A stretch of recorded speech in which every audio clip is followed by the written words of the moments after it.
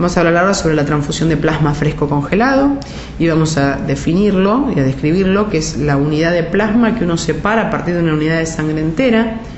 El plasma fresco congelado debe ser separado dentro de las 8 horas de la extracción, lo mismo que las unidades de plaquetas. El volumen es más o menos alrededor entre 200 y 250 mililitros, contiene aproximadamente 10 gramos de albúmina por unidad, contiene fibrinógeno, factores lábiles y estables de la coagulación, alrededor de una unidad por mililitro, y el plasma de banco solo tiene factores estables de la coagulación. La dosis para la transfusión de plasma fresco va a estar en relación a la clínica y al laboratorio de hemostasia de ese paciente. Y habitualmente una dosis entre 10 y 15 mililitros de plasma por kilo de peso esperamos que eleve la actividad de factores en un 10 a un 20%. Si se puede decir que uno de los hemocomponentes que peor se transfunden, con menor indicación formal, por lejos es el plasma, y esto tiene que ver con que uno a veces tiende a utilizar el plasma en lugar de otros sustitutos que serían los ideales.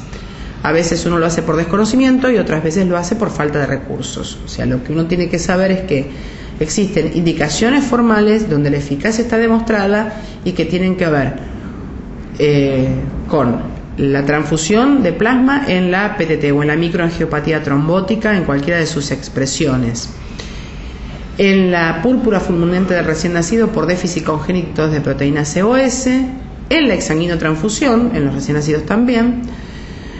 Es mucho más frecuente exsanguinar a un niño, a un recién nacido que a un adulto, pero también uno debe tenerlo en cuenta. Si en algún caso particular debe hacerse una exsanguinotransfusión a un adulto, también hay que suplementarlo con plasma fresco congelado. Y en los déficits significativos de factor 11. En el edema angioneurótico hereditario, los déficits congénitos de proteína CS o antitrombina 3 y los secundarios a tratamientos trombóticos. La CID, en cualquiera de sus expresiones, tiene como indicación la administración de plasma fresco. Obviamente que como la CID, lo que uno debe hacer en primera instancia es encontrar la causa y tratar de atacar esta causa, independientemente de hacer el soporte transfusional de estos pacientes. Los pacientes que son sometidos a circulación extracorpórea durante una cirugía cardiovascular, la reposición de factores de coagulación en el recambio plasmático y los insuficientes hepáticos graves. En las hemorragias graves asociadas a pruebas de coagulación alteradas, ya sea esto por transfusión masiva, deficiencias congénitas de factores asociados a recambio plasmático, déficit de vitamina K o neutralización inmediata del efecto de anticoagulantes orales en pacientes que están sangrando, obviamente. Y hay indicaciones que están asociadas, mejor dicho, a otros factores. Es decir, uno puede indicar la administración de plasma fresco congelado en aquellos pacientes que tengan un déficit congénito de factores y que no esté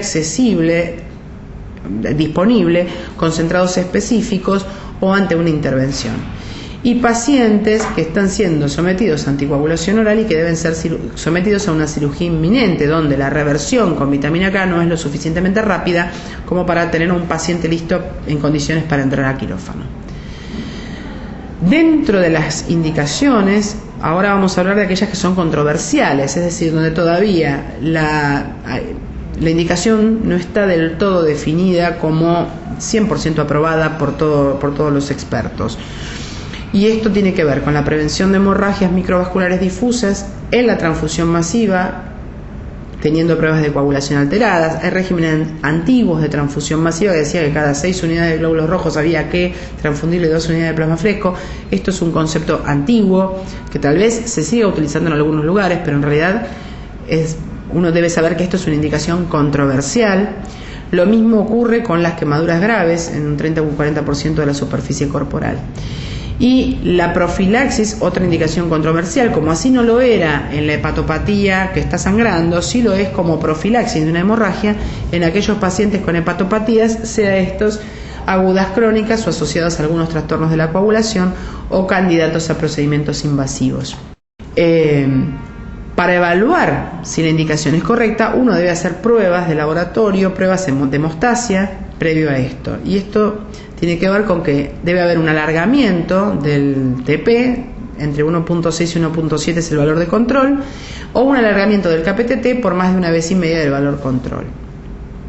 La otra cosa es que debe tener el paciente menos de 100 miligramos de fibrinógeno, tener un RIN mayor de 7 en aquellos pacientes anticoagulados, sometidos a anticoagulación oral, y cuando haya alguna alteración en algún control periódico de alguna coagulopatía congénita. ¿Cómo se administra? Habitualmente lo que se hace es descongelar el plasma a 37 grados y la dosis habitual es alrededor de 15 mililitros por kilo de peso, salvo para la reversión urgente de la warfarina, donde la dosis es entre 5 y 8 mililitros por kilo de peso. Si nosotros calculamos que el volumen promedio de una unidad de plasma fresco es de 200 mililitros y que un paciente de 70 kilos va a tener un requerimiento mínimo de 1050 mililitros. Por lo tanto, el aporte mínimo útil de plasma fresco para revertir una coagulopatía o una alteración, o mejor dicho, para revertir los valores de laboratorio en estos pacientes, es de 1000 mililitros. Si decimos que cada unidad tiene 200, son más o menos entre 4 y 5 unidades de plasma fresco. Entonces la pregunta es, ¿tiene algún sentido el típico pedido que llega a un servicio de medicina transfusional de pasarle 2 unidades de plasma? En realidad esto es algo que tenemos que tener en cuenta, de que cuando uno tiene que revertir a un paciente con plasma fresco, debo hacerla en la dosis adecuada. La dosis adecuada es la que corresponde, no 2 unidades. O sea, si hay que transfundirlo, hay que transfundirlo, y si no, no lo habrá.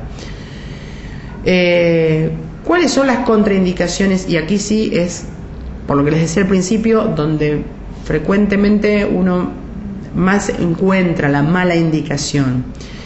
Para reponer la volemia, para prevenir la hemorragia intraventricular en pacientes, en recién nacidos pretérminos, para revertir el efecto de la heparina, o para aportar diferentes factores como ser inmunoglobulina G, complemento, proteínas o albúmina.